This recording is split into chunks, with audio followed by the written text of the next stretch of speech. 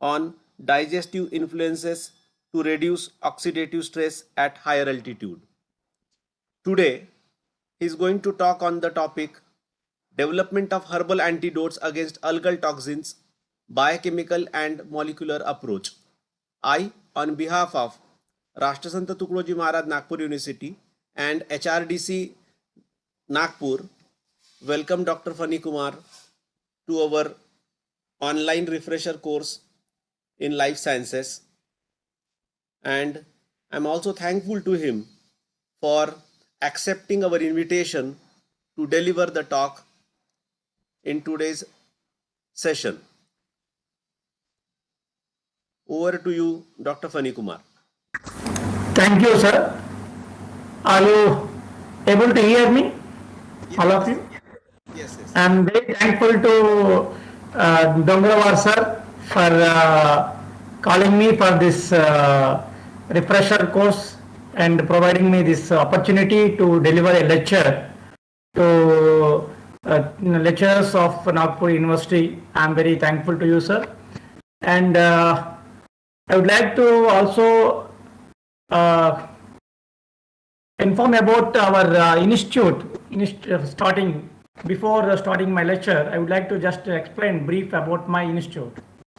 I am working in Defense Food Research Laboratory, which is working under the umbrella of Defense R&D organization, that is DRDO. And DRDO, we have a life science group where some 6-7 labs are working under this life science group, which is one is in Leh, Ladakh, that is the Defense Institute of High Altitude Research, and another one is in Pithoragarh area, which is in Uttarakhand, that is Defense Institute of Bio Research. Then one Gwalior we have, then INMAS DIPAS, which is in Delhi, which is looking after physiology and nuclear medicine. And another one which I am working here, that is Food Research Laboratory, which is established in 1961 in Mysore. This is a brief about our organization. Now I'll take you to the main topic, that is development of herbal antidotes against algal toxins, and which is mainly focusing on biochemical and molecular approach. So it's herbal antidotes. Why exactly herbal antidotes are required, and what is algal toxins, and what are the approaches we required to take a research into this line, or how to design a any project or any topic for any area. This we will discuss in this 1 hour or 1.5 hour period. So now I'll come to know what exactly, can I go for the next slide, please?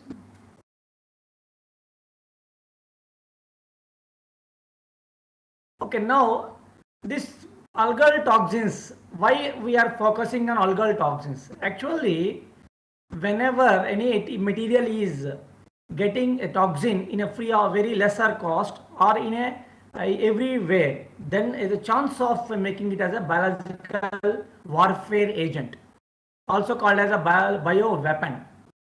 We almost know about the biological weapons and how these biological weapons or biological warfares can be used against the other people, or what you can say that enemy country. Those things we will let you know.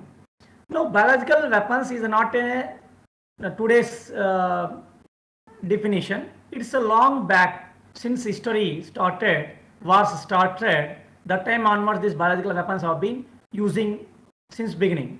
Even if you see that 600 before Christ also, Assyrians, they have used this, some fungi, that is ergot, that they used to they used to use as a biological weapons, and they are using it to destroy the enemies by contaminating the wells of the enemy areas. So what happens when the enemy area is contaminated with this fungus, this toxin, ergot toxin, that is unalkaloid, that disturbs the public, and that enemy country soldiers or other people used to die before entering into the war field. This is the way how they are using these biological weapons.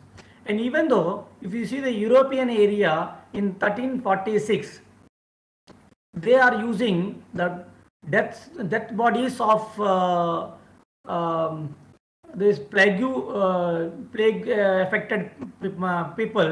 They are keeping these dead bodies into the war areas, so that other public and other soldiers used to get affected with this. This is also another way of using this fungus or bacteria or virus whatever as a weapons. Even in Russia, Sweden wars also they have used this plague. German also they have used. And recently also we can see that how this coronavirus has been distributed everywhere. Whether we don't know how it has been coming from the one country to other country, but it is also disturbed the several countries. Their economy and everything has been disturbed by this one small virus. So this is the way how a virus or fungus or whatever the biological element can disturb the nation, can disturb the economy of the nation, at the same time economy of the whole area can be disturbed. Therefore these things could be considered as biological warfare, and to stop these biological warfare we should have a focused area to mitigate these biological warfare, or we have to be we have to be know about how these biological warfare works. Next, please. Now, these biological weapons, is it able to see all of you Yes. font size? Yes, sir. Yes, it is readable. Okay. Okay. Then these biological weapons normally they may be not only that virus or bacteria or fungus. It may be the toxin which is produced by these agents. Maybe ergot toxin or maybe algal toxin. Excuse me. Madam ಮೀಟಿಂಗಲ್ಲಿದ್ದೀನಿ, ನಾನು ಆಮೇಲೆ phone ಮಾಡ್ತೀನಿ. ನಾನು ಮೀಟಿಂಗಲ್ಲಿದ್ದೀನಿ, ಆಮೇಲೆ phone ಮಾಡ್ತೀನಿ. Sorry. So these agents may produce toxins that may affect, or these agents may be modified genetically and make more virulent or more spreadable or more other way of thing. So that also could be used in a genetical modification, or as such the agent we can use it as a weapon. So this is the classification of the biological weapons. Then what would be the target for these biological weapons? Maybe the plant also could be targeted, like that some of the organisms which could affect the production, plant production, agricultural production, so that the economy of the country may comes down, like fungus or viruses, plant viruses, mosaic viruses, several viruses are there which affects on plants. So finally what happens, their agricultural production comes down and that economy of the nation may come down. This also used as a biological weapon. May not be directly affected to the person or not directly affected to the army, but indirectly it affects the nation. Second thing, that animal targets, maybe your dairy farms or poultry farms, I mean other things may be affected by other viruses like swine flu or other flus are there. It may affect the animals or pet dogs, other things. Through that your dairy or other things may come down, so that your economy may come down. Slowly you are affecting the nation. This is the second way. Third way, directly target the human. Like that you can use the virus, bacteria and the plant toxins or fungal toxins, bacterial toxins. So anything you can use. This is the way biological weapons could be classified. Next, madam. Next, please. Now, list of biological warfare agents. When you talk about the warfare agents, NATO has listed 31 mainly pathogens and 8 toxins as the potential biological warfare agents, and they made it as a 3 categories, like depending upon the spreading or contamination and how it transmits and how it affects. On that basis they made it 3 categories. Category A is highly spreadable or highly transmittable from one person to the other person, and it's having high mortality rate. Then public will be panic and social disruption will be more. So attention is highly required for the public health. Preparedness is required. This comes under the category A. Then category B, here moderately and easy to spread. Moderately spread, not high spread. And the same it also gives moderate illness and low death rate compared to the category A. It also requires specific enhancements of laboratory capacity and enhance the disease monitoring is required. Then category C, compared to the A and B, this is the somehow lower. Their pathogens could modify in laboratory for mass spread. Maybe their toxicity may not be more, but the mass spread will be more. That their mortality rate, like coronavirus, mortality rate is only 4%, but the percentage of spreading is high spreading area. So these are the comes under the another category. So like this, they have made three categories by NATO: category A, B, and C. Next, please. So again, the same thing. For example, in category A, what are terms? The Vibrio cholera, like this cholera, then Bacillus anthracis, this means your anthraxin, like this will come under yellow fever. These all comes under category A. And category B, like Brucella virus and other things. Then ricin. Ricin is a plant toxin which is present in the seed coat of Ricinus communis, R&D. So these plant toxins also comes under category B. And then category B, that mycobacterium, tuberculosis, and other fevers which are producing this Nipah virus, all this comes under category C. So like this they made, these all are on the basis of categories of bioterrorism they made it.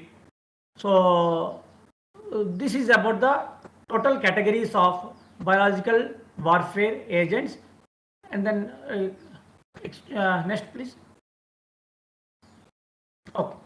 Now we'll talk about some of the warfare agents classified under the CDC. Now, depending upon the lethal dose 50, LD50, normally why we can call it as LD50? Because 50% of the animals or humans or whatever we have given, that will cause to death. Remaining 50% will not die. So this is the one way of getting to know what is the lethality or what is the concentration doses are required to kill a person or anything by this toxin concentrations we considered as an LD50. So now these all LD50s we are given as a microgram per kg. Like botulism toxin is very less, 0.01 microgram can kill 50% of the population which we have given, which is produced by bacterium Clostridium bacteria. They like enterotoxin, Cigar Toxin. Again, this Cigar Toxin is a plant-based and fish-based toxin. 0.2 microgram can kill per kg body weight. If you have consumed it, it will kill. So then batrochlorotoxin, this is called as a poison arrow frog. It is taken from the frog, animal-based. Then ricin. Ricin is taken from the Ricinus communis seed coat, castor bean. Then tetrodotoxin. Again, this is a fish-based toxin. This is a puffer fish. 8 microgram is a toxin. Then VX. Then anthrax, 50 microgram. See, this comes under your bacterial toxin, anthrax, Bacillus anthrax. Echinocandin. This is again plant-based extract. This is an alkaloid. Then mycotoxin, T2. You must have seen that fungus toxins like aflatoxin, acrotoxin, T2, DON. These all are comes under the fungal toxins which affects human. So this is the way we can make the LD50 values. On that basis of the LD50 values only we will find out which is comes under which category, whether it is how much is poison and what exactly is poisoning and where it is coming from. Next please. Now I will talk about the DFRL, how we are making a preparedness against these types of toxins or these types of anything comes. So we prepared one laboratory facility. This is a mobile lab, mobile van or mobile lab, which is having a class 3 biosafety cabinet. You can see that photograph of this van, what we have prepared, long back we have prepared, and it's having a class 3 biosafety cabinet, PCR workstation, and RT-PCR also there in this workstation, incubators, deep freezer, and safe storage for solid biohazard waste. Then sample collection window separately we have. So these we had since beginning. And in the corona time, this same mobile van we have given to the society, and they have collected samples from the swabs from the affected patients, and every day, in each day, 1,000 persons tests they have done by this van. By using this van, this Mysore, we have done 1,000 patients. We have, no, swabs we have tested in every day.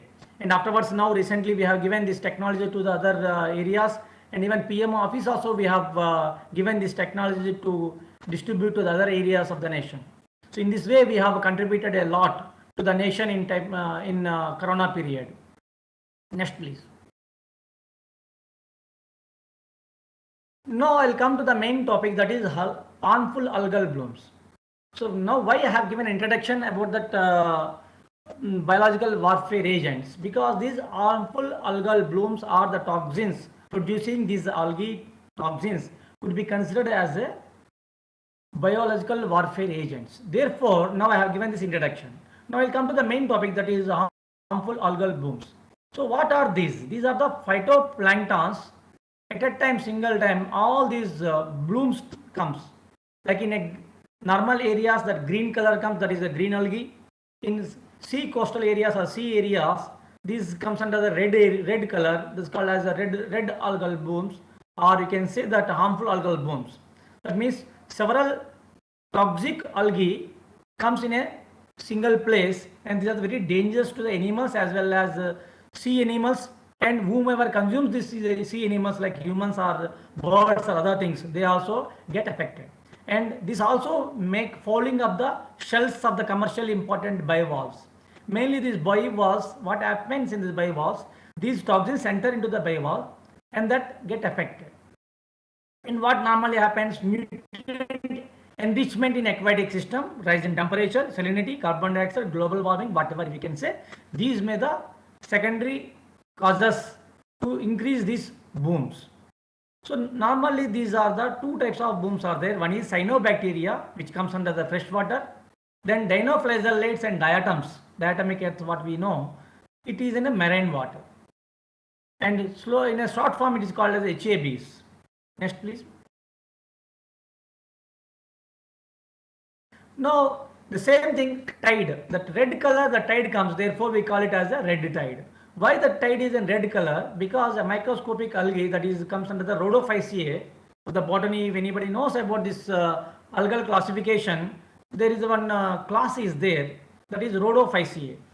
And mainly this is characterized by some proteins, that is phycobiliproteins, which are present in that particular Rhodophyceae. In that phycoerythrin, which what it happens, it reflects red light and absorbs the blue light. Therefore, that area will come under the red color. Therefore, this algae also called as red algae, and the tide is called as red tide. That is about this red tide. Next, please.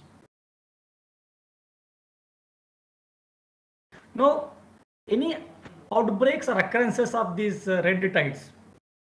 There are several different PSPs, paralytic shellfish poisons we can call. I will classify these in further coming slides. These are in India, several coastal areas like Tamil Nadu, Karnataka, Maharashtra, several places, Goa, Mangalore, Kerala, several public have hospitalized by consuming some of the fishes, and they say that these are fishes they have consumed at the time of red tides have come in that areas. Therefore, they felt that these whatever the hospitalizations due to the red tides or due to the intoxication of these algal populations present in the red tide areas. And what are the causative species? If you see in India, there are the several like Trichodesmium, dinoflagellate like Coclodium, then Gymnodium, Alexandrium, and these are the species which causes mostly these red tides. What happens at the single time of the period, several lakhs of this algae comes and produces more and more. Therefore, the whole area seems to be red in color, and that is very dangerous. Sometimes skin itchings will happen if anybody knowingly or unknowingly consumes the water or the animals or whatever, they'll get stomach upsets, and then finally sometimes they may get neuronal disorders, sometimes they get paralysis, sometimes they get dysentery and other problems. Depending upon the toxin they have intoxicated, accordingly they will get symptoms and they may be hospitalized. Next please. Now what the food web of this toxic algae, how it enters into the human. Now this toxic harmful algal blooms, whenever it enters into the area, initially what happens, these shellfishes, it's having a bivalves. So it enter into the bivalves and that shellfish filters the water. So what happens, that water will be filtered, but that algae, whatever the produce the toxin, is trapped in the bivalve. So by in a time of period, that filtration continuously happens, and finally what happens, the concentrated toxin is built up in that bivalve. When any person is consuming that bivalve, because these bivalve shellfishes are very delicious item, and is a costly also, very delicious in coastal areas. The public will consume usually, even in Japan and other Canada and other places, it is a highly useful, highly consumable non-veg. Therefore what happens, whenever a person is consuming, or any birds or vertebrates or any other sea birds consuming this bivalve fishes, what happens, that enter into their gut or their intestine, they may get some infections, or they may get some problems. And the second thing, that those birds or those fishes as consumed by the human, again, are directly these bivalves consumed by the human, or those fishes already consumed these bivalves and that person has consumed that fish, also get affected. So in this way it enters in the life cycle, and finally the whole system get affected by this. This is the food web of toxic algae blooms. Next please. So now classification of the shellfishes. Actually when you talk about that shellfish, this comes under the invertebrates, and there are two different types of classification of shellfishes, not that classes of zoology I am taking. I am talking about the shellfishes, because some of the shellfishes are there in arthropoda community and some are there in the mollusca. In arthropoda they are called as the crustaceans, like prawn, crab and lobster. These comes under the crustacean species. But if you come back to the molluscan group, they bivalve, gastropod and cephalopod, and these three subclasses will have shells. Then bivalve, we come to the only one, that bivalve, and these are the mainly affected, and these are the species which mainly filters and get entrapped the toxins, algal toxins, into their shells, and this may transmit us the problem. Next please. Now coming to the algal shellfish toxins. Now why I am saying that algal shellfish toxins, because now already I showed that bivalves, what are the groups, and the algals, what are the algae are there which produces some toxins that mainly causes shellfish toxin. Therefore they call it as a algal shellfish toxins, or some people call it as a shellfish toxins. So these are the common terminology. Now there are 5 different types of poisonings, shellfish poisonings, depending upon the toxin and depending on the organism which produces the toxin. Like first one is NSP, that is called as neurotoxic shellfish poisoning. In the neurotoxic shellfish poison, the causative toxin is breve toxin, which is produced by Carinaria brevis, is also red atom.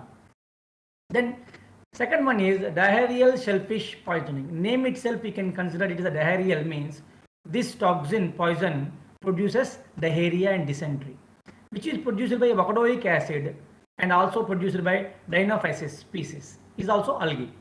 Then amnesic shellfish poison. Name itself is amnesia. Amnesia means it's a dementia type. That means a person is having a short-term memory loss, or memory loss are related to the neurological disorders. So therefore it's called as a ASP, amnesic shellfish poisoning, produced by domoic acid. This is the organism Pseudonegia, Nigia and other group.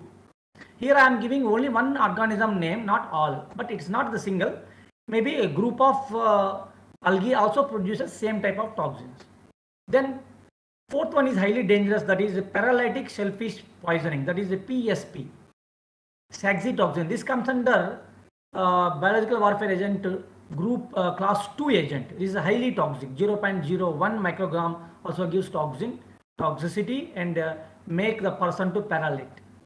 This Alexandrium produces this diatom. The diatom. Then Cigateria fish poisoning. Again produced by Gambardicus species. Toxin is Cigototoxin. Cigotoxin is another thing. Some of the fishes also produces the cigotoxin, and this is also comes under class 2 biological warfare agent. Now these are the species photos which I have given here: Carneria, Pseudonychia, then Alexandrium, like this. These are the species. Next, please. Now, how these toxins, how it affects and what's its chemical composition. Again, once again, I'll let you know. This is a Excitotoxin, Alexandrium species. It produces gastrointestinal symptoms, paralysis, finally death. Its molecular weight is 250 to 500 Dalton, and tetrahydroquinone is a group chemical composition of this material. Then domoic acid, Pseudonychia, gastrointestinal symptoms and neurological symptoms, and finally leads to death. Its molecular weight is 312. The domoic acid is an amino acid. If you see the structure of domoic acid down we have given, it's look like glutamic acid, which is an amino acid. It's exactly look like glutamic acid.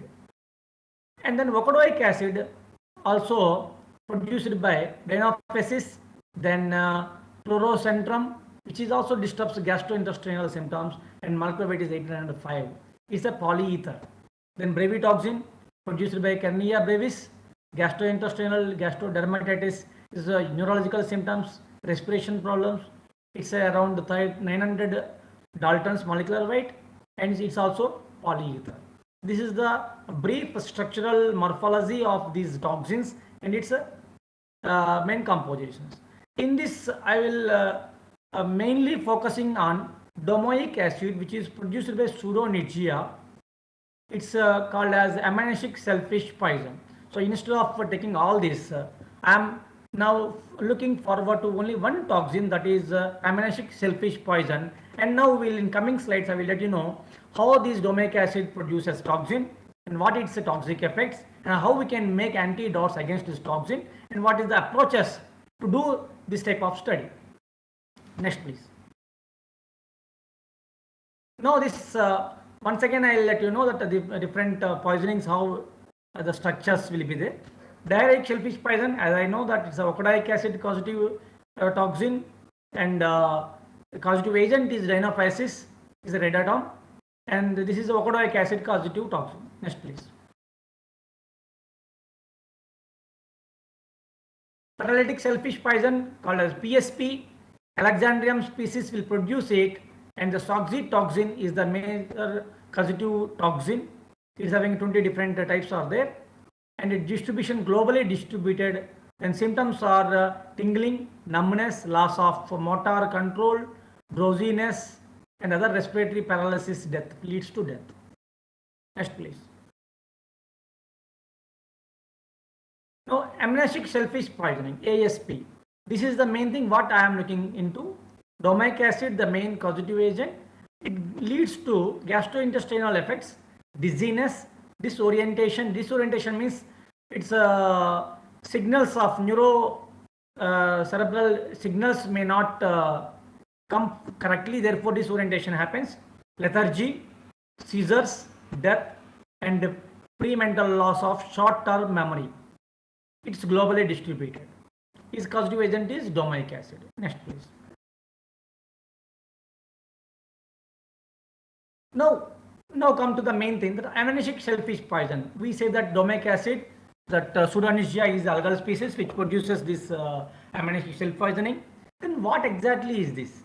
What happens when knowingly or unknowingly anybody has taken some of the shellfishes, which is already intoxicated or already is having these toxins, domoic acid in that, like mussels, clams, oysters, even Dungeness crabs, because they prey on the shellfishes. So what happens when the person has consumed this? Means that particular shellfish is contaminated with this phytoplankton, pseudonegia and negia. It's having that toxin. Then what happens? That concentration of the marine toxin, domic acid, increases. Then what will happen? That affects into the brain a person who consumes this. Then that leads this amnesic shellfish poisoning. Next, please.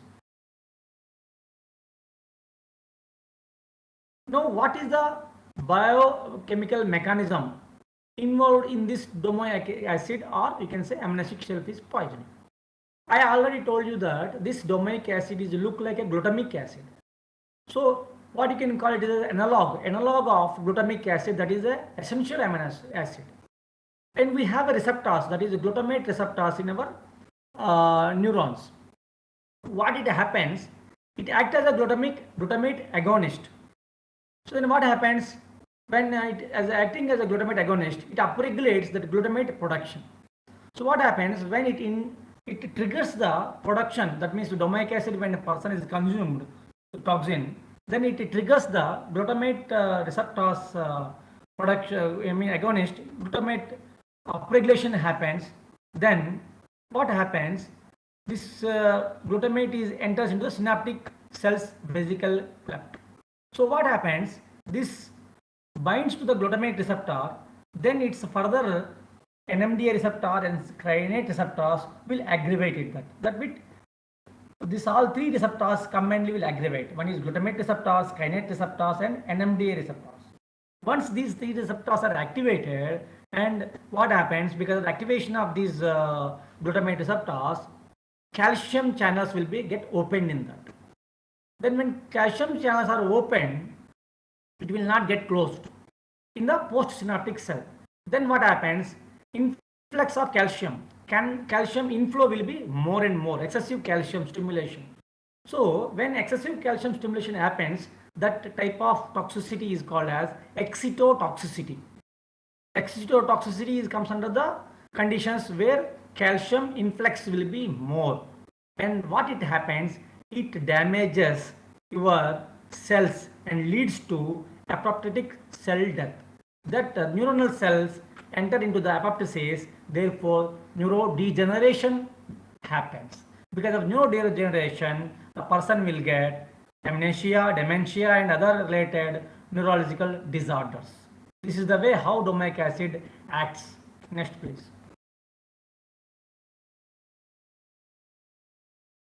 This is calcium overload. Same thing. What happens when calcium influx into cells? It degradative enzymes activates on such enzymes like phospholipases, endonucleases, and proteases. If you go in depth molecular mechanism, what happens? It activates phospholipases. That means what it does, phospholipases, lipids will be break down. Endonucleases, nucleus will break down. Proteases, protein will break down. So what happens when all these things are breaking down, that destroy the lipid bilayer, DNA, protein, other things will be disturbed. And this, because of this, that central nervous system breaks down. This is the way apoptosis happens. And further what it happens, neurodegenerative changes like neuronal shrinkage, because when cell death happens, the neuronal shrinkage will happen. Sometimes inflammation may happen, edema, means your other things, cytoplasmic swelling may happen. Even other, because once this neural shrinkage or cytoplasmic swelling or other things happens, it lead to neurological disorders. The hippocampus memory center, where it is there, is specific target for this, because the cancer influx will be more. Therefore, the loss of short-term memory, or you can call it a short-term memory loss will happen, is a amnesia. It is a notably, is a highly acceptable. It is the domoic acid, and we also have done some experiments on this, how this domoic acid does on animals. That also in coming slides I will let you know how we can do the analysis, or how we could do this type of studies in a laboratory. Then retina also will be affected by this, that damage the gray matter in the brain. Therefore, that retina and other things will also get affected. Motor sensory abnormalities also will happen in this. Next, please. Now, what amnesic shellfish poisoning? What are the symptoms? Within 24 hours, if anybody knowingly or unknowingly comes to this intoxicated or intoxication happens, then immediately what happens? Vomiting, diarrhea, nausea, abdominal cramps. That means what we can understand in this, within 24 hours, it is not entering into the brain area. It is not affecting on the neuronal. It affects on the digestive system, because that of digestive system it enters initially and it affects on digestive tract. Therefore, person is getting vomiting, diarrhea, nausea, abdominal cramps. Then second 24 hours, next 24 hours means 48 hour, what is happening is getting headache, dizziness, confusion, loss of memory, motor weakness, cardiac rhythms, coma and death. So that means next 24 hours that entering into the brain area, that means it is crossing blood brain barrier, BBB. It is crossing that, therefore it is happening in the next 48 hours. So that we have studied even up to 72 hours, we have studied how it is happening. Next, please. So now outbreaks already I have told you in 1987, 3 deaths happened by this. Then only they said that this is because of domic acid. Then people have started studying. Previously in before 1987, people were not studied much on about this domic acid, how it affects, what is its mechanism, what else, how a person is affected, what is the concentration to affect the body. So they say that 1 to 5 mg domic acid may lead to some disorders, but clearly no one has given how much effects. If less is there, if water is affected, what happens to our sailors? Because in army sailors normally they are there in the sea stores, they stay there, they consume that sea food mostly, so they are the target agents by this domic acid. Therefore, we have conducted an experiment how this domic acid toxicity appears and how we can overcome with this. Next, please. Now, what exactly in present scenario, what is the treatment for this domic acid intoxication? As such, there is no treatment for this, only symptomatic therapy they do. Like if anybody is having stomach problems, they will give some stomach related medicines. Of if anything is there, gastrointestinal, they hospitalize it and they keep it observation and do IV fluids they will give, or antiemetic drugs they used to give to prevent dehydration, other things. And if seizures they may feel, then they give benzodiazepines as a anti-seizures. They use this BDZ and other things. In that way only they are treating, but as such they don't know what exactly causing agent. So this is the way how the present scenario, the situation is happening. Next, please. Now, till now I have given about the brief about this how algal blooms appears, what are the red tides, what are the classifications of algal blooms, and what are the different types of algal toxins, what are the causative agents, how the shellfishes are get affected, what is the mechanism involved in this domic acid, and other things, amnesic shellfish poisoning, how it appears and what are the causative agents, and how we are how we are treating the patients. This is the thing what we have learned till now. Are you clear about this till now? Anybody any doubts right now? Afterwards, now I will go how we did the studies in our laboratory, how we have come to a conclusion that how we have made herbal antidotes, how we prepared and how we have studied. That I will let you know. Till now, how whether anybody is having any doubts or observed correctly, let me know, please. No, sir, it's fine. Sandeep ji, Dr. Sandeep.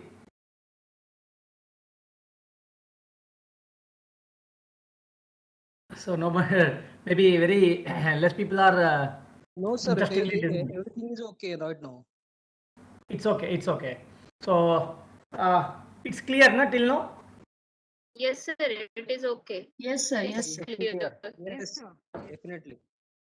Okay, now I'll take you to the other area. That means how the toxicological evaluation of this ammonic shellfish poisoning could be done as a laboratory. So what we did here, we have made into two different way of experiments.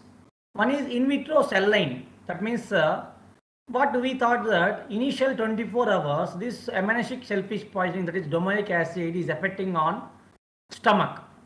That is giving that diarrhea, dysentery, and other things it is giving initial period. That means it is affecting on the your intestine. So what we have done, we have taken intestine cell line, that is CACO2 cell line, which is present in the intestine. So what we did, a study on intestine cell line we have taken, and we see how this domoic acid is affecting on the cell of CACO2, how it is morphology of the cell is changing, how the cytotoxicity is giving, whether it's apoptotic cell death or other mitochondrial membrane potential it is affecting, or it may be affecting on reactive oxygen species or reactive nitrogen species, or maybe it is affecting on the neuro another things like oxidative stress. Like that we have studied in vitro cell line. And second experiment we conducted on in vivo animal model, that we have taken Balbisi mice. So what we have seen, people have said that it is gives that after 48 hours it is giving some behavioral abnormalities or dementia or amnesia, it is giving it. So whether how really is it giving like that? So what we have done, we have seen that the behavioral changes of the mice. We have some experiments, I will let you know. We can see how the memory is affected. Through mice also we can study very nicely. And second thing, that what is its parameters, hematology changes, whether any serum changes are there, whether really a person is consumed this or animal consumes this domoic acid, whether is it entering into the blood, is it entering into the brain, really it's crossing that blood brain barrier. Like that studies we have conducted. Then we see that histology, histopathology, is there any pathological observations, then we call it as histopathology. Then we have seen that oxidative related neuronal stress, any oxidative stress really is happening, is there, whether it's there, then where it is there, in the kidney is there, or in liver or intestine or brain, or which tissue it is affecting. Those type of studies we have studied. Next please.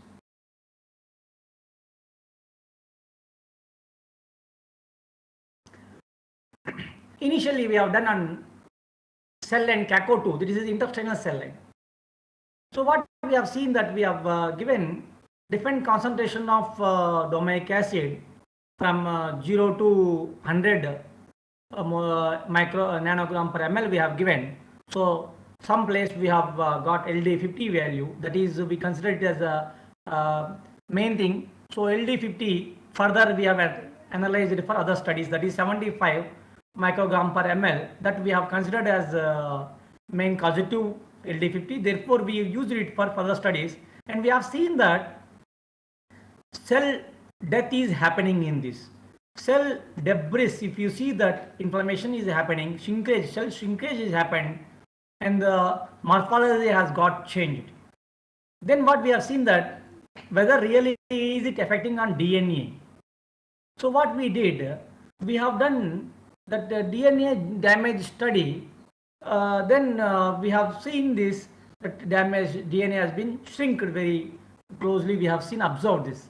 Then further we have studied that LDH leakage study, lactose dehydrogenase leakage study we have seen, and MTT assay we have seen whether that cell death is happening, cell survival rate is how much is there. On that basis we have considered that yes, this domoic acid at this concentration is causing death, cell death. Therefore the that the CACO2 cell is getting affected. Next please.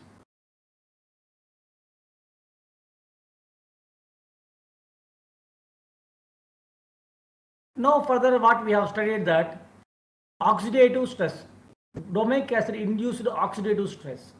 Why oxidative stress? Here I am elaborated here. Oxidative stress, when we talk, it's a reactive due to the over production of reactive oxygen species or reactive nitrogen species. Why it happens? If you see why it happens, in normal respiration cycle, we know that in completion of the Krebs cycle, when you talk about that Krebs TCA cycle, when you see study, we get that oxygen released in that half O2 we get released in that Krebs cycle end.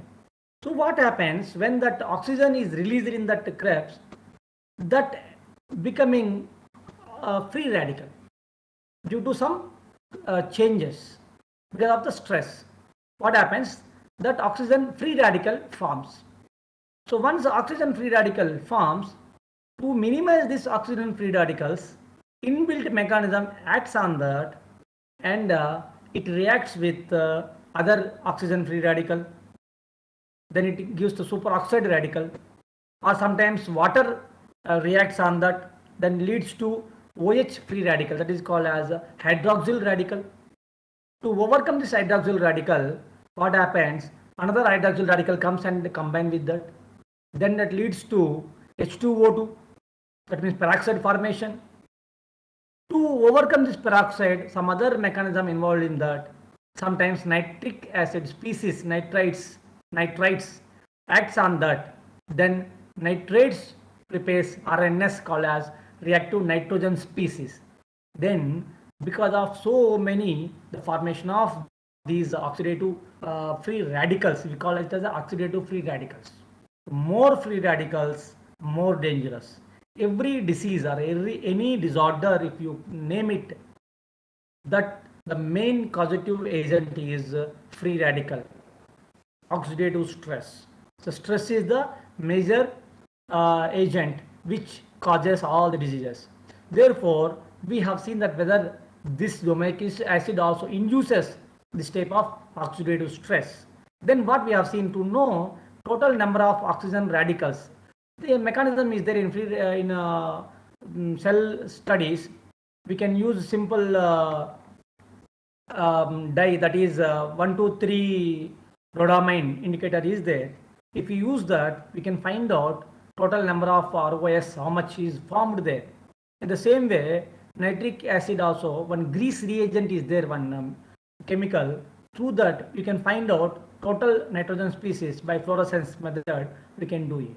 So normally, when antioxidants are, why we say that plants are good for health, it's an antioxidant. Because this name it as antioxidant, we call it because it reduces the oxidative stress, anti-oxidation. Therefore, we call antioxidant rich. That is why we say that herbal things or whatever ascorbic acid or whatever there are good for the health because antioxidant rich. That's why. Next, please.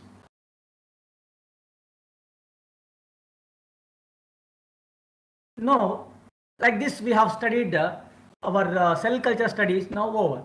Now, how we have conducted behavioral observations on mice model.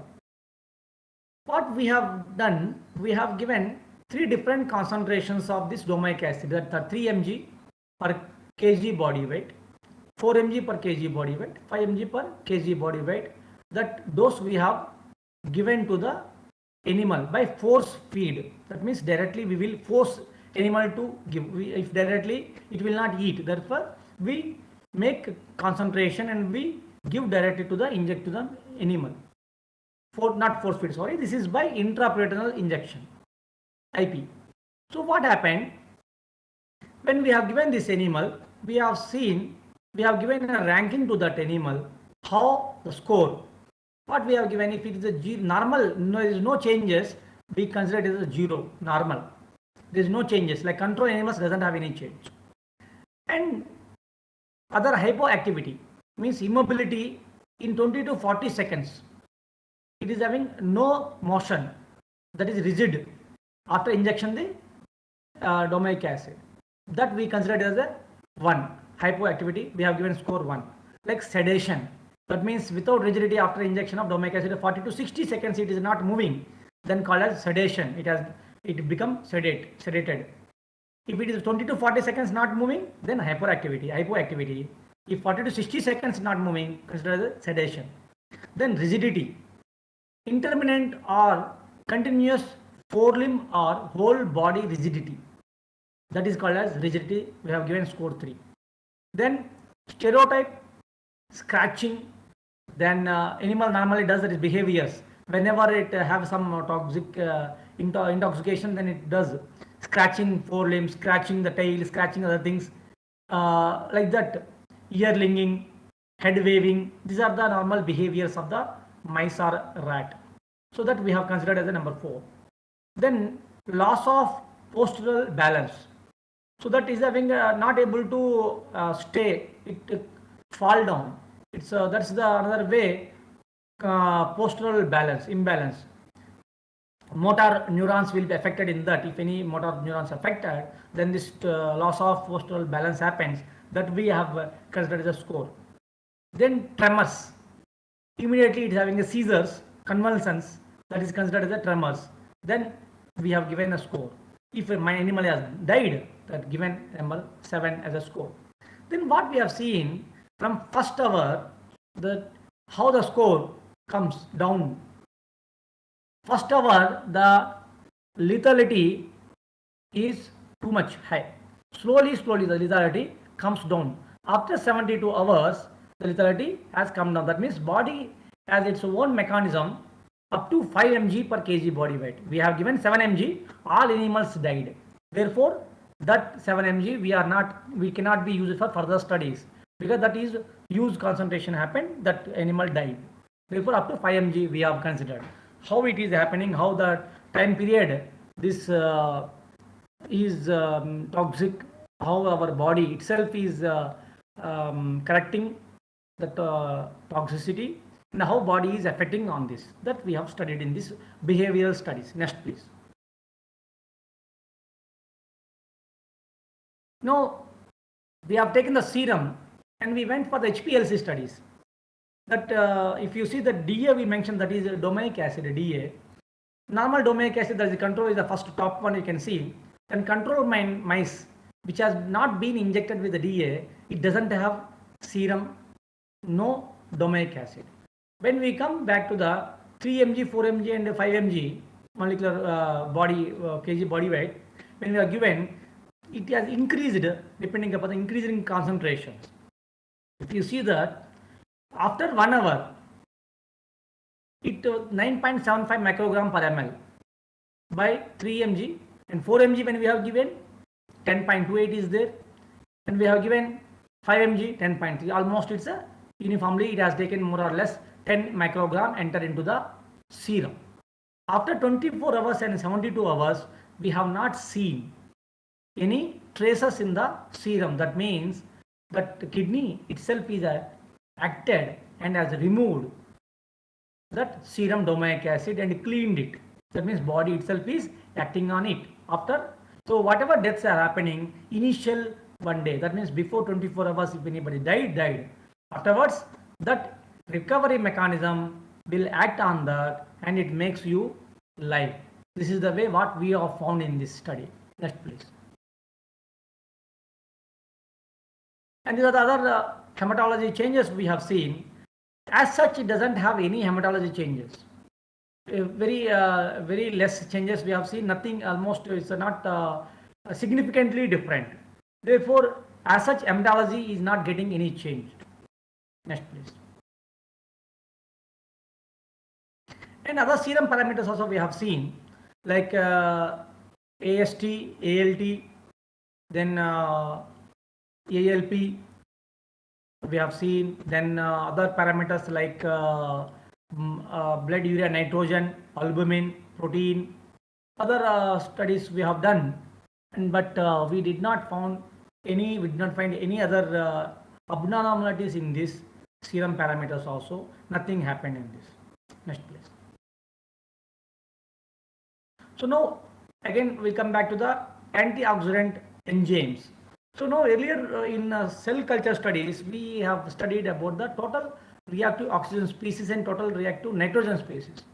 Now what mechanism is involved in this antioxidant mechanism? When oxidative stress is increased, what happens in our body? As I told you that free radical, oxygen radical increases, it becomes super oxide radical. So what happens when superoxide radical is increased in your cell?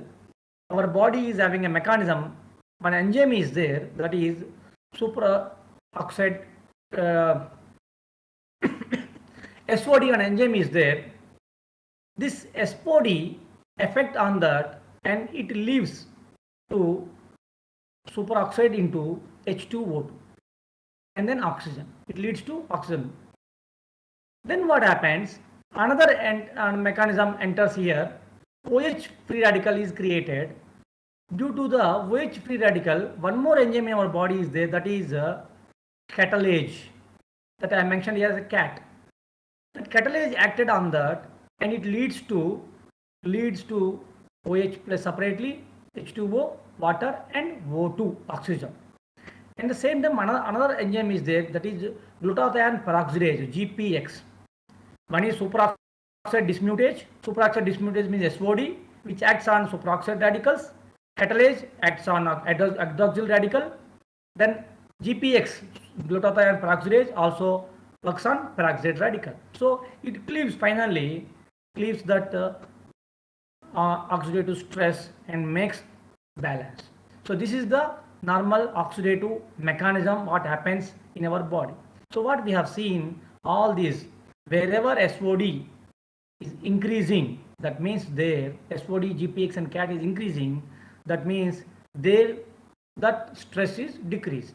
When, if you see that higher concentrations, that levels of SOD, GPX and catalase are very less compared to the initial 3 mg per kg body weight. That means it shows that 3 mg is having lesser oxidative stress and 5 mg having higher oxidative stress.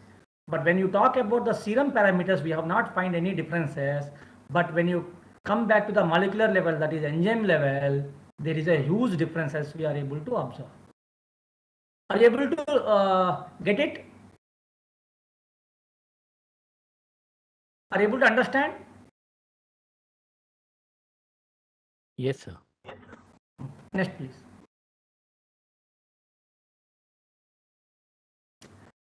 Now, further what we studied on lipid peroxidation and protein carbonyl formation. Again, how proteins have been affected, how that protein, how lipids have been oxidized by this oxidative stress. Therefore, we have seen all these tissues we have taken, liver tissues, and we have seen that effects. Then we found that it is DA is affecting on lipid peroxidation as well, protein carbonyl formation also. Because this protein carbonyl formation, what it has done, it does protein oxidation lead to side chain modification of the protein. When the side chain is modified, the way it may be affected on hydroleucine of amino acids, hydroxyl, then oxidation of sulfur contaminated amino acids, or peroxidation of aliphatic amino acids, or carbonyl formation. These are the things happens this because of the carbonyl formation. Therefore, it leads to protein degradation.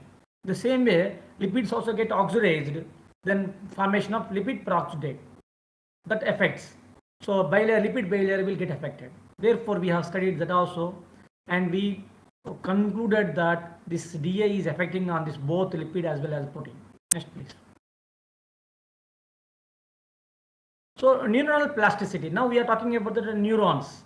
It is affecting on, because this is amnesic shellfish poison. So amnesia means directly it is involved in neurons. Therefore, what we have done, we have taken brain tissues and we have seen whether is it really affecting on neuronal plasticity. So what is the major target for neuronal plasticity in our body is that BDNF is a protein, that is brain derived neurofactor. That brain derived neurofactor, normally whenever stress, neuronal stress is there, that comes down.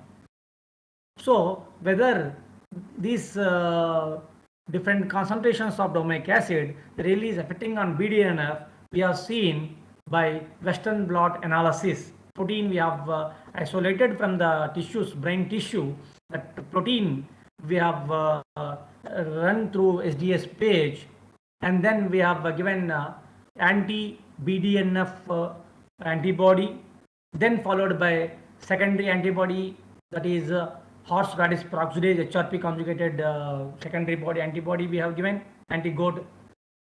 Then we have seen these differences through X-ray method.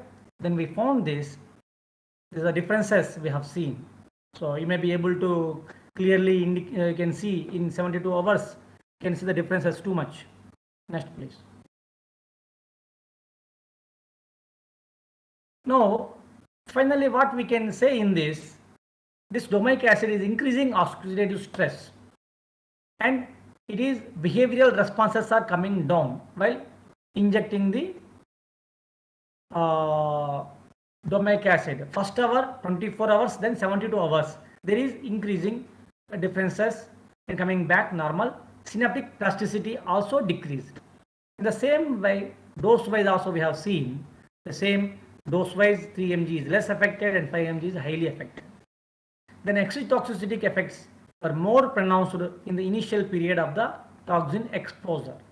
Oxidative stress and loss of synaptic plasticity were evident with the advent of time, suggesting the cascades of pathways involved in the pathophysiology of domic acid toxicity. This is the way how we can conclude in the different concentrations of domic acid. Now come to the next slide please. Now how to treat this, how to make antidotes, how to prepare herbal antidotes. Till now is it clear for all of you how domic acid is producing the toxicity? The experiments what we have done to show that different concentration of domic acid and different time periods how it is affected. Is it clear? Yes, sir. Okay. Now we have studied with several herbals like Evolus alsinoides, Panax ginseng, Ginkgo biloba, and other plants we have studied like Terminal Arjuna. And finally, we have come to a conclusion that Panax ginseng is better effective compared to the other herbal extracts. And then we have seen that this Panax ginseng is since ages people are using Korean, is also called as Korean ginseng. The root of this plant is having a group of terpenes called as ginsenoside. So what we did, we have made an extraction is a ginsenoside rich extract. So there ginsenosides are more, saponin rich extract. We made an extraction only saponins are more in that. In that saponins also ginsenosides we have studied by LC, MS, MS, and then we have conclusion that yes, we have saponin rich extract and it is having ginsenosides. Then it definitely will lead to give some conclusion to us, to give some answer to our question. Therefore, we went further studies. We have gone further studies. Next, please. Now, how we have experimented this herbal antidote studies. First, initially we have done that screening of the several plants.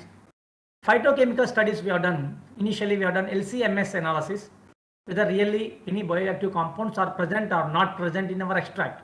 Because sometimes we say that the herb is having means phytocompounds, but really every extract may not have. So the extraction procedure is also that much important because we need that bioactive compound should present in our extract which we are giving to the animal or which we are consuming or whatever. We say it's a medicine that should have bioactive compounds. Therefore, what we did, we studied LC-MS analysis to find out the targeted bioactive compounds are present. If present, then how much is present. For that LC-MS analysis we have studied. Secondly, we have studied that phenols and flavonoids. Why phenols and flavonoids are more important? Because these phenols and flavonoids, phenol means it's having a benzene ring with OH group. It's normally is considered as an antioxidant. And even flavonoids also comes under the phenol group only. When you call it as a phenol, simple phenol, polyphenol.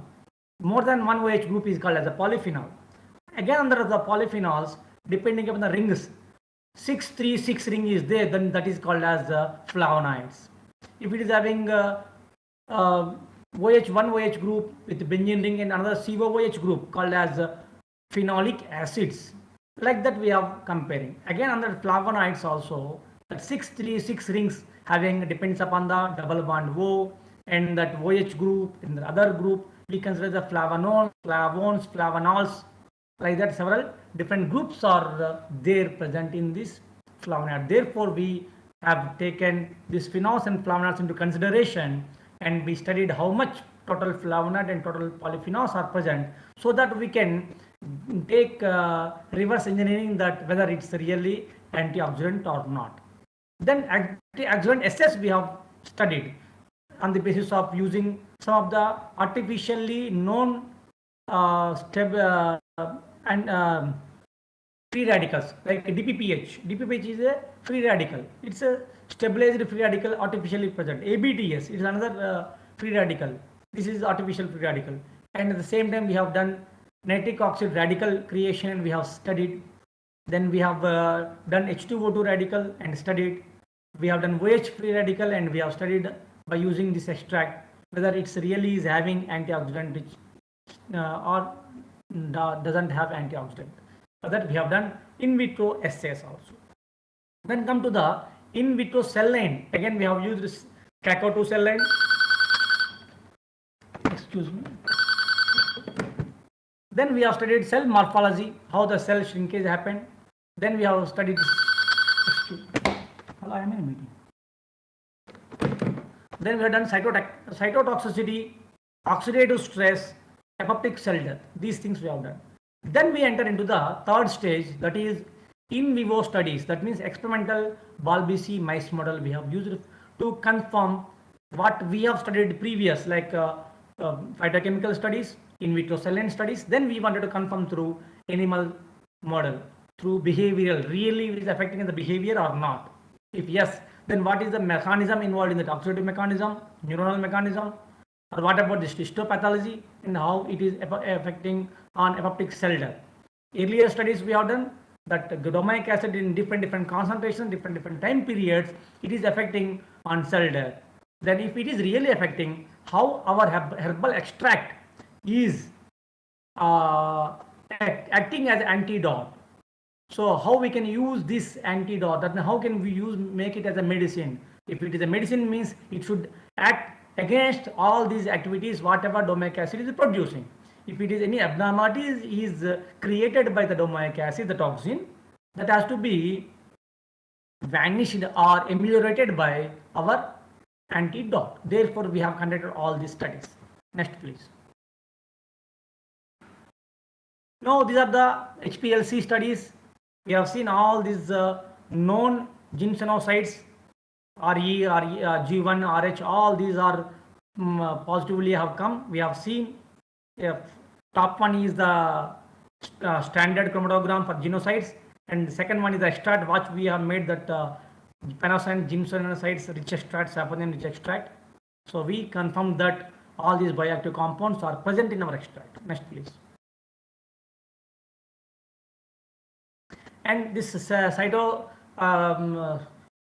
cell line study, again Dappy staining we have used to see that second one blue color, that violet color studies slides are the Dappy staining. There you can see that abnormalities of cells you can easily find out. Panax ginseng, that is third one, where you can see that any doubt? Anybody? Dr. Reshma, madam, kindly mute yourself. Dr. Reshma. Yes, sir. Please So continue. here you can see easily the differences in control to DA, that means domic acid, and DA plus Panax ginseng. What we have done, the cell, we have treated the domic acid and then we have given our extract, so that whatever it affects domic acid, that also will be there. Then our extract, whether it is counteracting on that, that also we can find easily.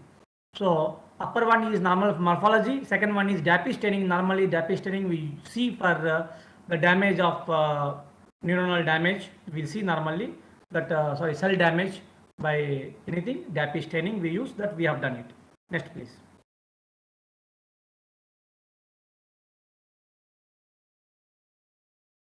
Now again reactive oxygen species and reactive nitrogen species. If you see the center one, which is that is PG, what our Panax ginseng extract, it has given good results. Therefore, we have further studied, and remaining all are other extracts that we have not looking into now. Next, please. Again, we have done different enzymes like SOD, superoxide dismutase, catalase, glutathione peroxidase, and glutathione reductase. These are the antioxidative enzymes which are present in our body. So that we have studied in cell line also. We have extracted this cells, and we have studied through different spectrophotometer readings. Next, please. Again, we have studied that lipid peroxidation, like how much lipid peroxidation happen. This is comes under the malonaldehyde. We nanomoles malonaldehyde presence in that. That is once lipid is peroxidized, then we can count it as a malonaldehyde. That is MDA. So this is what the results shows that PZ is having effective. Next, please. Now come to the experimental on animal models. So we have used Balby C mice. For that we have taken ethical approval. We have the ethical approval. We have a lab here. The committee is there. IAC is there. Institutional animal ethical committee we have. So we have it is cleared to that animal committee. We have taken into 5 groups. Group 1 we have taken control.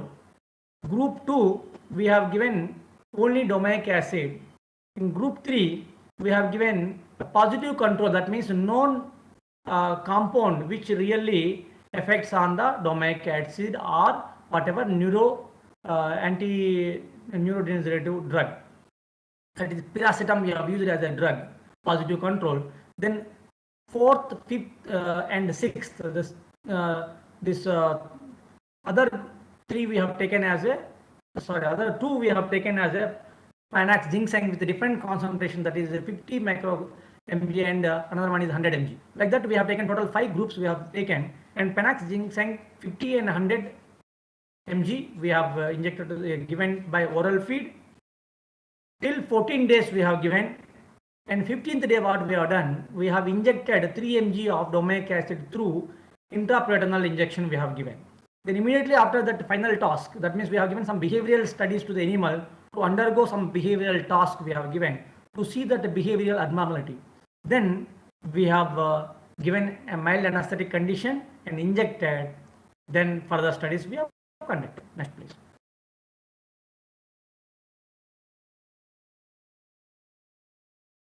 Studies we do recognition memory defects. When any memory defects are there, so how we have to detect? For that one test is there, that is called as novel object test. Novel object test means what happens, we will train the animal. If you see that animal pictures in right side to you, 2 animal pictures are there. One is a training setup, another one is testing setup. In the training setup we have given 2 red color ball, like round circles. That means both are familiar object to the animal. That means both we have trained to the animal.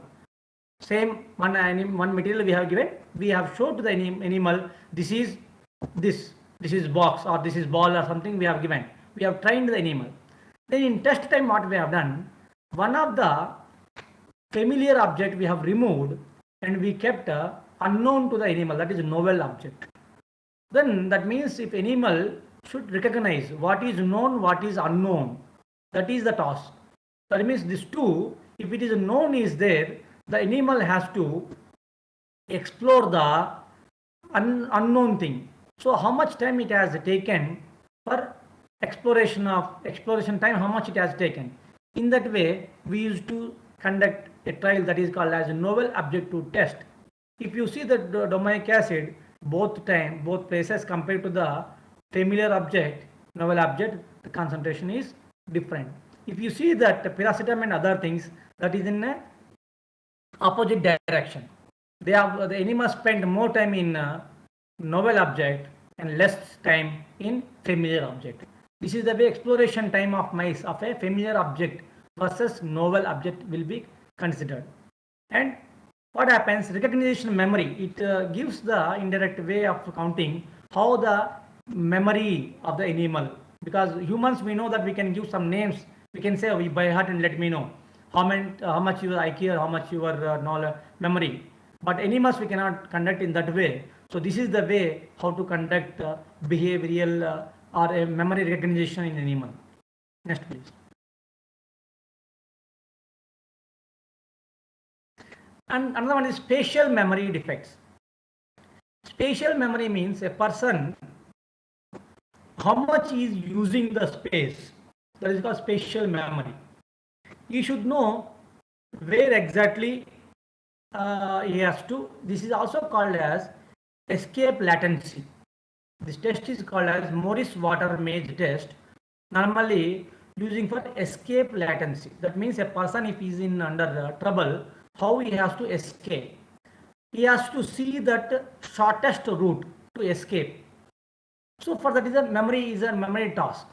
So if you see there two tubs we have given there.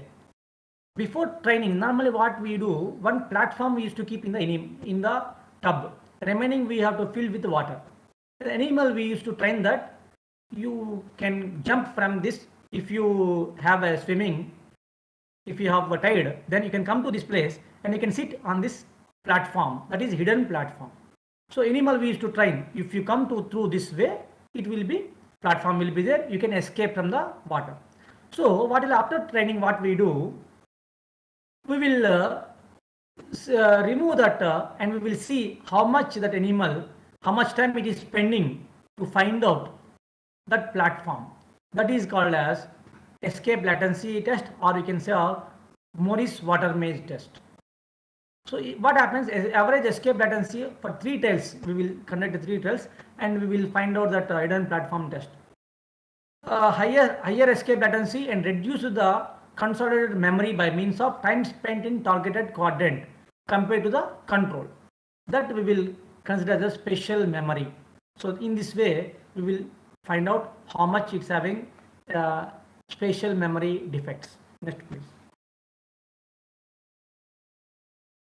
Again, antioxidant enzymes means superoxide dismutase, catalase, glutathione peroxidase, and glutathione reductase. In every places, domic acid has showed that less amount of enzymes, that means more oxidative stress compared to the treated animal. Next please. And we have done lipids, proteins, and GABA, that is a neurotransmitter.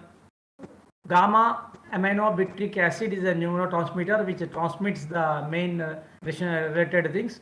Therefore, GABA will be affected in domic acid because this is a GABA antagonist. Therefore, we have used GABA and studied in this. And then we have seen that balance between excitotoxicity and inhibitory amino acids. That is a key factor for the neuronal damage during excitotoxicity. So, and we confirm that DA-induced seizure activity in behavioral study will be reduced by this GABA upregulation, because GABA is increased in our Panax ginseng treated animal compared to the domic acid toxicity. On this way, we have considered that through GABA upregulation only, it is affecting oxidative stress and other related things. Next please. And now we have done another studies.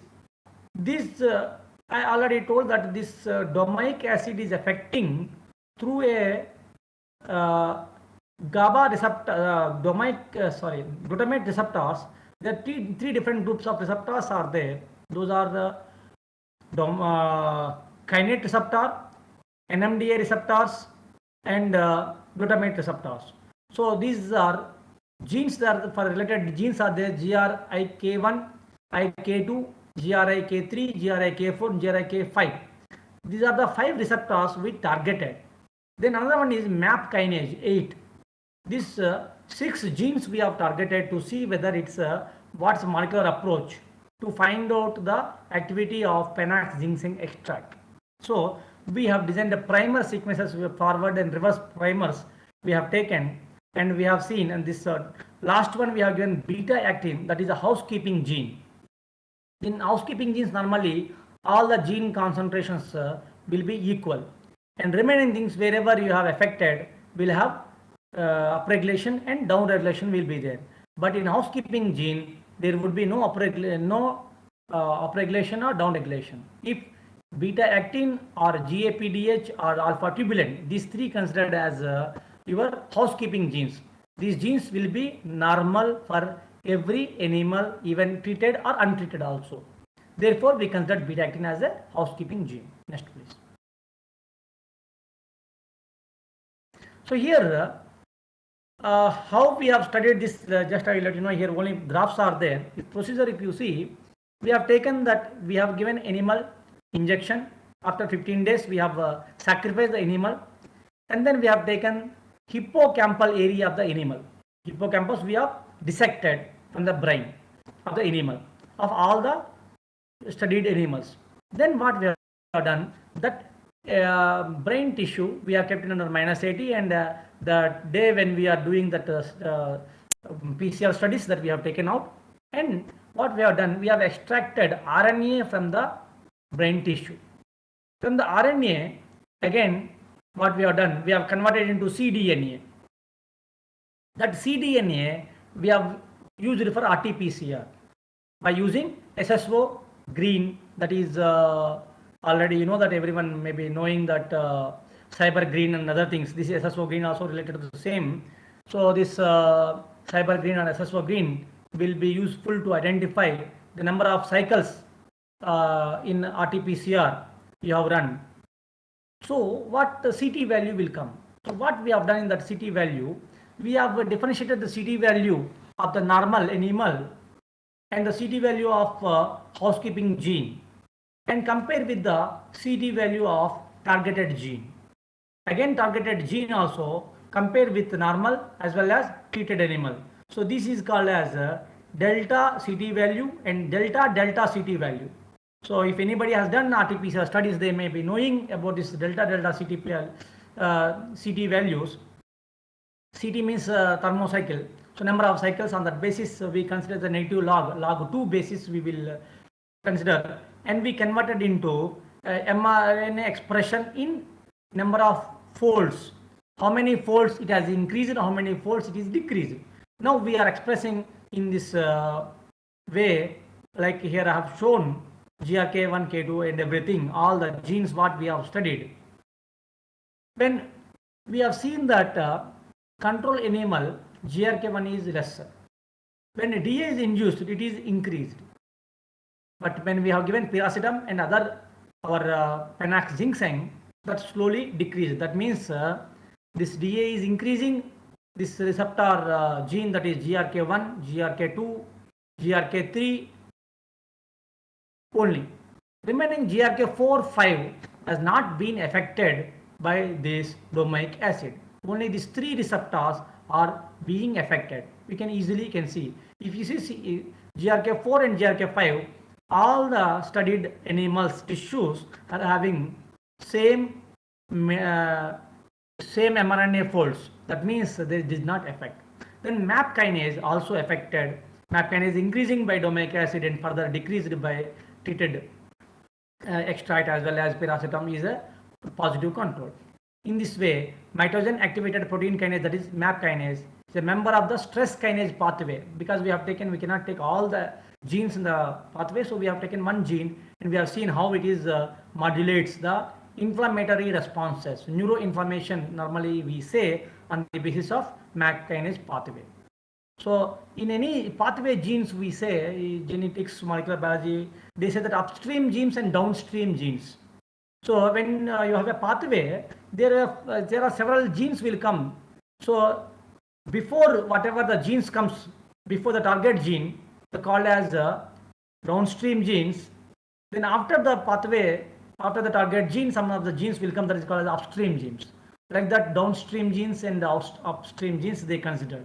This is the way how we do the studies. Next, please. Then further we talk about the oxidative stress and neuroinflammation, because it's a amino acid shellfish poison. That means it definitely will give some neuronal degenerations, neuroinflammation. So on what basis we say neuroinflammation is affected by DA and it is our extract is making it. So what we have done, we have studied that here again we have taken GAPDH is a glycerol 3 phosphate dehydrogenase, is a housekeeping gene again, and then Here we have done by Western blot analysis, we have taken these proteins. NRF2 is nuclear factor erythroid, then NFKB, that is nuclear factor kappa light chain enhancer activation B cells, then NSO, that is nitric oxide synthase 1, then COX2, cyclooxygenase 2. So this why we have taken this 2, because normally anywhere if nervous system is anti-inflammation is happening, so what happens that activates TNF alpha, glutamate, cyanic acid, and IL interleukins and other things. If it is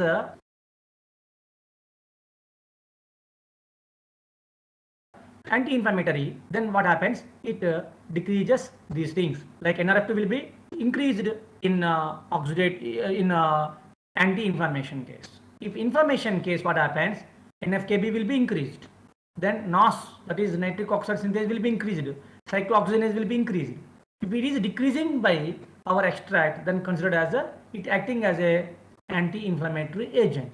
In this way, we concluded that our domic acid is affecting neuroinflammation by this NFKB signaling cascade, and we also confirmed that our Panax ginseng extract is overwhelming this toxicity, decreasing the toxicity or ameliorating this toxicity by the same cascade pathway genes to modulated the pathway genes.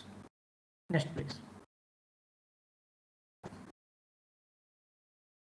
Then further Krebs and BDNF, as I told that Krebs means this cyclic response, cyclic reactive elemental binding protein, Krebs. Cyclic AMP response elements will be their CREs. That CREs will make that CREs will becoming Krebs, that is AMP response element binding protein, and that lead to a factor that is a BDNF, that is brain derived neurofactor. So that brain derived neurofactor will be reduced when any neurodegeneration happens. When calcium influx, what we said that domic acid is making that excitotoxicity, that means calcium influx will be more. Because of calcium influx, if it is more, then what happens? Your Krebs will be decreased. Krebs formation will be decreased. On that basis, we can say where excitotoxicity happens. When you say that here, Krebs and BD, both cases, our studies have showed that RT-PCR studies showed that DA in the DA treated animal, Krebs and BDNF has decreasing levels. That means it is down regulated by DA. But at the same time, when treatment with piracetam, positive control, as well as our Panax ginseng extraction, that ameliorated this calcium influx and able to increase the able to increase that Krebs element and simultaneously increase the brain derived neurotrophic factor. Therefore, it is affecting on synaptic plasticity. So it is confirmedly affecting the neuroplasticity, and it increasing the neuroplasticity by Panax ginseng. Next please. Then finally, that what we are talking about, the apoptotic markers, apoptosis. When apoptosis or apoptotic markers say, normally we use BCL2 and BAX. These two genes are sometimes bad also we use. This BAX and BCL2 in opposite direction. When it's cell death is happening, BAX will increase. Then BCL2 decreases. Cell is surviving, then BAX will reduce and BCL2 will increase. This is the opposite direction both will do. So if you see there, BAX in third one, BAX is there. The second, that is the domic acid induced to the animal, the BAX concentration is increased. That the BAX is, this is a Western blot. What I have showing is Western blot. So what is the role? So that what we have seen that we have seen that pathway caspase, that interleukin and caspase 3, caspase 6, caspase 9, these are the pathway genes. So we have seen that caspase 3 is increased by domic acid and simultaneously ameliorated by our treatment. Therefore, this BAX and BCL2 are affected by domic acid. Therefore, apoptotic cell death is happening. So we are confirmed that this is causing apoptotic cell death, definitely, because we have confirmed by seeing these two genes, that is BX, BAX, BCL2 and capsase. In this way we confirm. Next please. So now finally, till now what we have seen that our plant extract is affecting. So how it is affecting, we say that this is decreasing the whatever biochemical pathways are there, or whatever the molecular genetic models are there, whatever they. So we say that these genes are affected. So our plant extract is affected these genes. And we say that our plant is having polyphenols or flavonoids, or we say that bioactive components are there. But really we don't know the same bioactive components only acting on this. If it is affecting, then how? So for that, what we have to do, we have done molecular docking study. What exactly this molecular docking? That means actually we have to see the structure of the molecule where we are targeting. That is called as molecular docking. So how two or more molecular structures, drug or enzyme or protein, whether are in fitting, when we are saying that when kinase receptor is affected by domic acid, then our plant extract, that bioactive compound, is really able to remove that receptor binding. If it is yes, then how it is? For that we have to see the structural analysis. A simple definition, what we can say, docking is a molecular modeling technique that is used to predict how a protein or enzyme interacts with the small molecules or bioactive compounds called as ligands. So now what we do here, we see the target structure, means what is our target, what receptor is we are targeting, and what our structure of the bioactive compound. We have seen that what both the relations between them. Then we go for the sites, what are the main sites, we find it, and we do some, if required any partial changes are required, then we assign that. Then binding site detect, we will detect the binding site, molecular docking we do, and search engine we will do through molecular docking studies by algorithms, completely by your biomolecular tools. This is completely bio tools only, nothing with the experiments. So in that, what we see the scores, how much scores we get in this docking. On that basis we find out whether really it is docking is happening or not happening, whether really it affects the study. If it is not affecting, that means our study may not be, because of this bioactive compound, maybe other bioactive compounds may be affecting. So to confirm our bioactive compound is working or not working, for that we have done. Next please. Now we have modeled with what we said that in previous studies, this kinase receptors GRA, K1, K2 and K3 only working. K4 and K5 did not work. Therefore we have not considered for this study. Only these three studies, this K1, K2 and K3 structures we have found. What are the amino terminal, ligand binding domain, and it's a transmembrane domain. Like three domains we have taken: ATD, LBD and TMD. For all the receptors we have studied. Then what we do, we compare modeling to that to build the full length structure of these receptors. So what structures reliability was evaluated by Ramachandran plot, we made it. Then we have seen that plant extract compounds prepared using Lig prep. This is a module. Reference compound domic acid we have considered, because we have given that domic acid DA toxicity study. Docked and the defined binding sites with the K1, K2 and K3 receptors.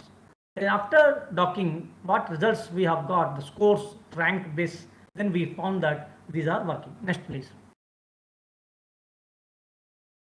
So this is the final 3D pictures we will get for BDM and domic acid, amino acid, how these are docking, where it is really blocking. If it is blocking, then how it is blocking, what is the concentration of, what is the chances of blocking, 90% chance, 80% chance, that chance we will get to know. Then we say yes, this, if it is chance is less, then we say it may not be the reason, or this may not be the bioactive compound which is affecting, maybe other there. So on this basis, we also confirmed that our bioactive compounds, Panax, ginseng are there, which is directly blocking this receptor sites in domic acid treated disorders, amniotic shellfish poisoning. Next. So finally, what we proposed a mechanism of action for this phenolic ginseng is affecting on DA-induced calcium influx by uh, stopping the calcium influx or increasing the GABA levels, and it is affecting the death signals of activate. It is activating the MAP kinase, ERK, GNK pathway. At the same simultaneously oxidative stress accumulation or antioxidant pathway enzymes it is triggering like SOD catalase, GPX, GST, other things. Phase 2 deoxifying enzymes it is increasing. Therefore, it is affecting lipid peroxidation and protein-carbonyl formation is decreasing. Therefore, it directly are affecting DA in toxicity. Therefore, we propose that our whatever the proposed mechanism is correct. To we can say now it's a herbal antidote preparation is done. Next, please. Thank you. Thank you so much, sir. Friends, if you have Thank any you. question, please ask.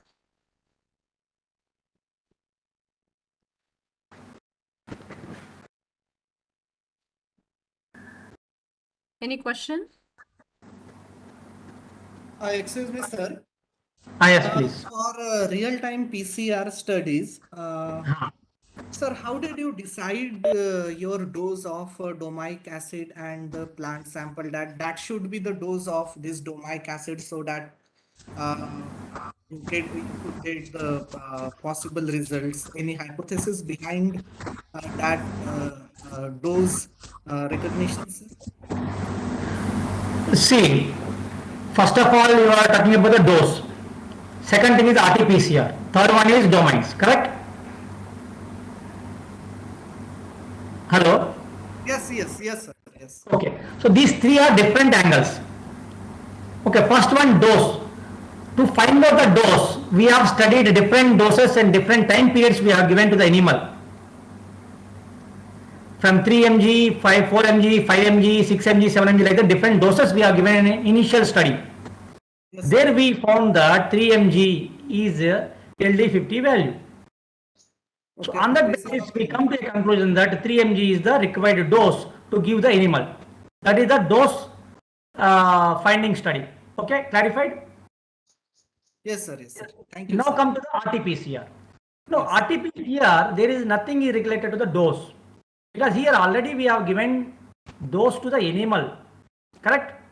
Now what we have done, we have taken the tissue from the animal, brain tissue, hippocampal area of the brain, we have dissected from the animal. That animal is pre-treated with the doses.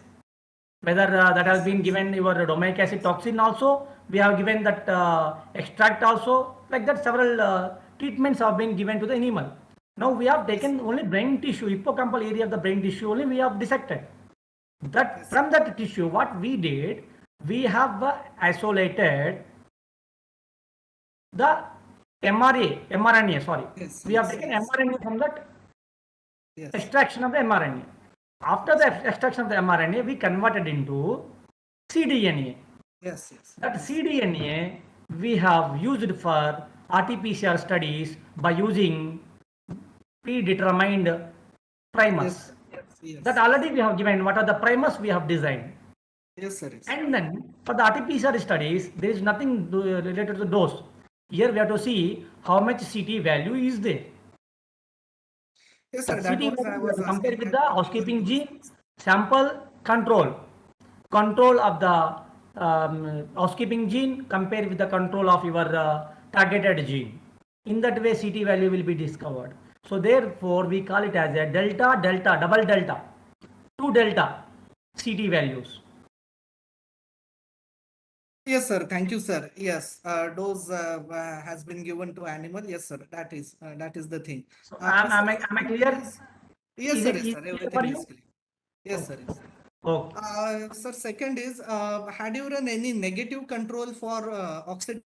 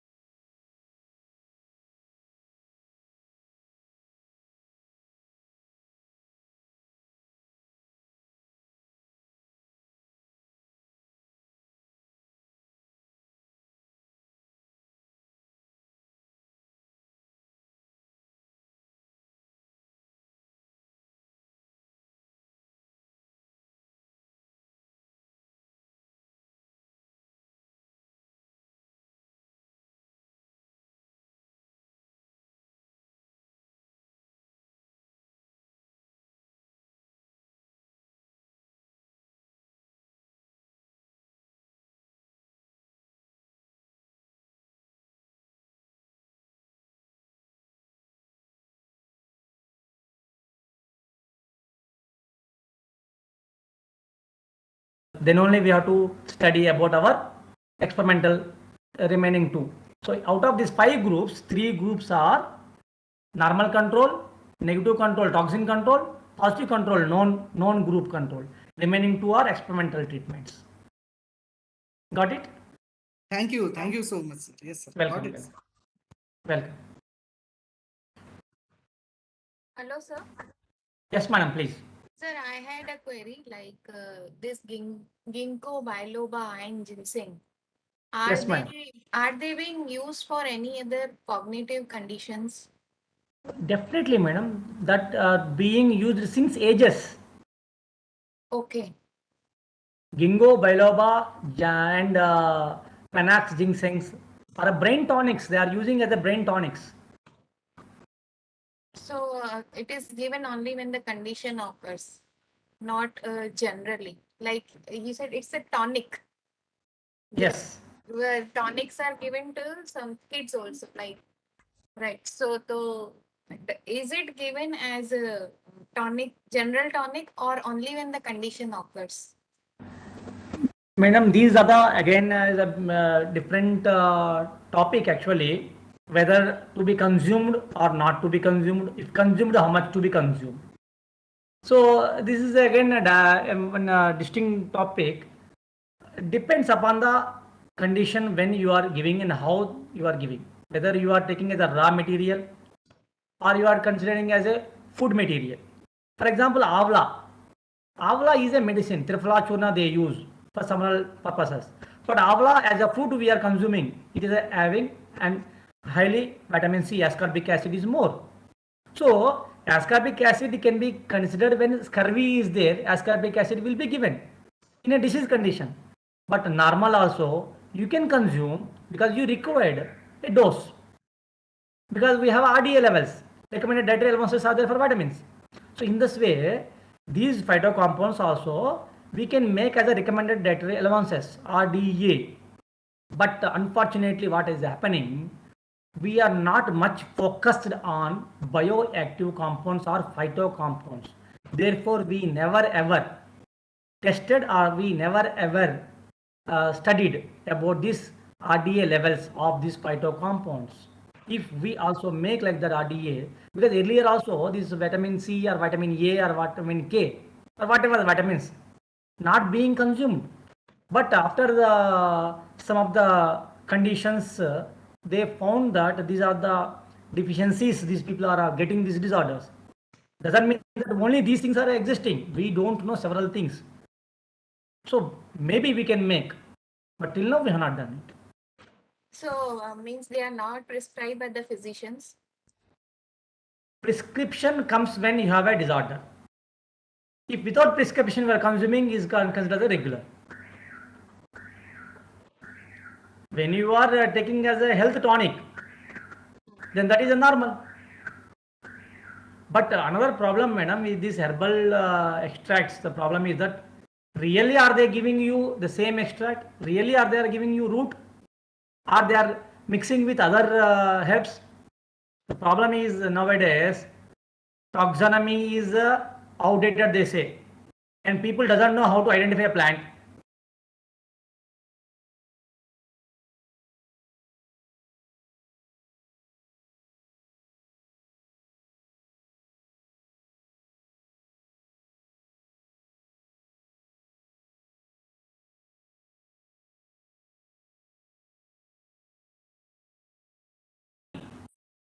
So identification itself is going a problem there. So you cannot expect the results when adulteration is happening. That is the first thing. Second thing, what is happening? The growth. People are simply growing as a herbs we are growing, medicinal plants we are growing. Where they are growing in a place where the highly contaminated areas. If metals are contaminated in that area, what happens? These plants sequesters. These plants are big sequesters. They sequester all heavy metals. And when you are making the root powder, then finally what you lead, it leads you having the heavy metal contaminated powders. And the same drug FDA will say that your herbal extracts are contaminated with metals, therefore we are rejecting. Is not useful for the consumption. even FSSI, Food Safety Standard Authority of India, also giving some guidelines to prepare these herbal extracts. Nowadays, now streamlining by FSSI also, not only by FDA. Previously, FDA is regulating. Now FSSA come into the picture. Now these herbal extracts all are coming under FSSA norms, Food Safety Standards Authority of India, because we say it's health tonic.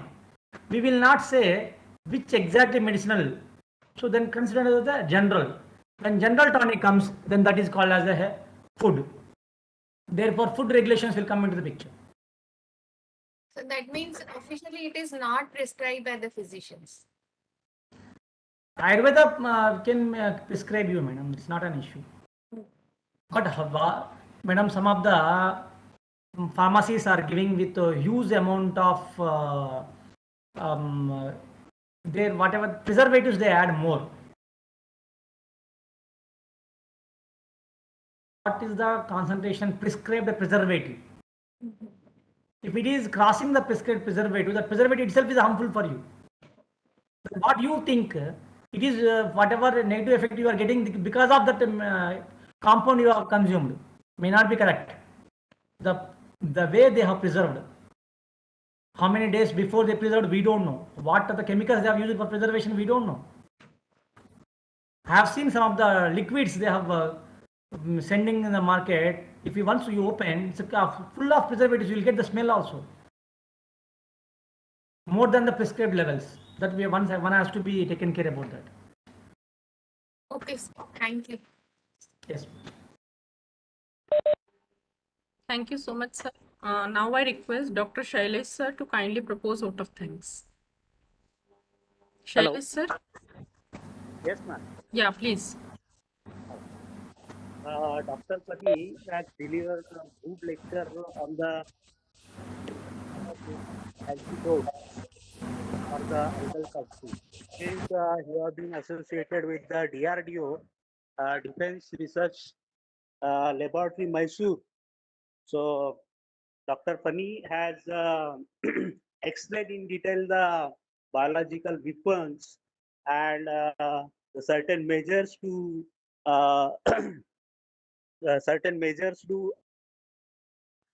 toxins spread in the biological sphere.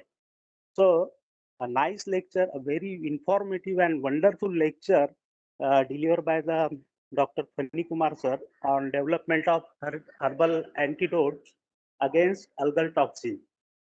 So, by using these biochemical and molecular approaches in details. So, I would like to thank Dr. Phanikumar on behalf of UGC HPC Nagpur and the coordinator and the assistant director of academic staff college, Dr. Priti madam, so, and all participants of this refresher course. Thank you, sir. So much. Thank you. Other participants, we have keenly interested to listen topic. Even though it is boring, still you have listened very patiently. I am thankful for your patience. Thank you. Thank you so much, sir. Thank you very much. Thank you. Have a nice day, sir. Thank you. Thank you very much. Thank you, all of you. Now you can please proceed for your lunch break. We will meet at 1:30 for the next section.